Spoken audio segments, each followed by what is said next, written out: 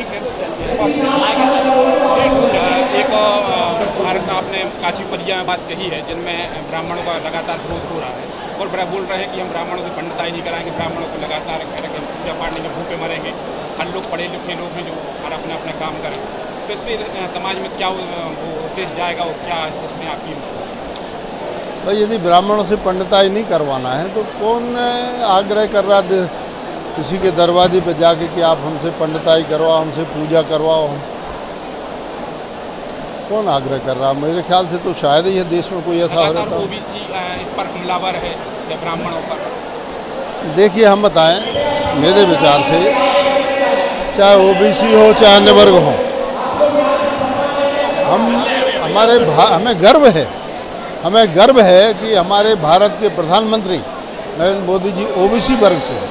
मुझे गर्व है कि मेरे मुख्यमंत्री शिवराज सिंह चौहान ओबीसी वर्ग से हैं। मुझे गर्व है कि भारत के राष्ट्रपति आदिवासी महिला हैं।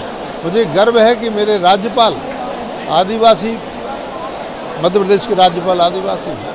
मुझे गर्व है कि मेरे सांसद ओबीसी से हैं। सागर के सांसद, दमोह के सांसद, सभी सांसद, बड़ी संख्या में विधायक ओबीसी हैं। तो हम सभी मिलकर जब काम करेंगे मोदी जी के नेतृत्व में तो देश आगे बढ़ेगा। ये जाति बिरादरी की बातें करना देश को बांटने की बात है। जो काम मुगल नहीं कर पाए, जो काम अंग्रेज नहीं कर पाए, देश को बांटने का काम, वह धीरे धीरे 75 साल हो रहे देश की आज़ादी के लिए।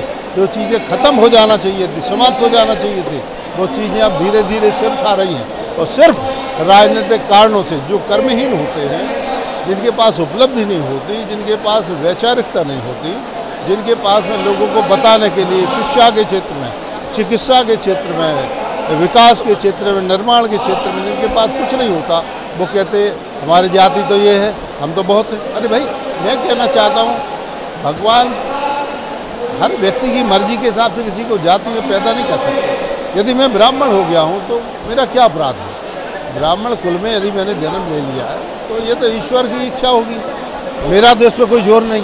वो ब्राह्मणों का प्रभु बोल रहे कि पूजा पाठ में ना बुलाओ या घर में ना बुलाओ, पर इसमें ब्राह्मणों का भाई अब ये धमकी कि हम नहीं बुलाएंगे, मुझे लगता है कि ये बात उचित नहीं भाई, क्योंकि मुझे लगता है कि ये जानबूझ के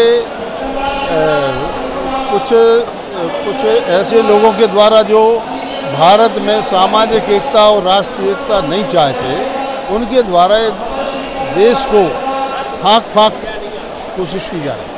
प्रीतम लोधी बोल रहे हैं कि ब्राह्मणों का हम लगातार विरोध करेंगे, फिर इसको लेकर मैं कह रहा हूँ वर्ग संघर्ष को बढ़ावा दिया जा रहा है इस तरह से, और ये देश का ही नुकसान होगा।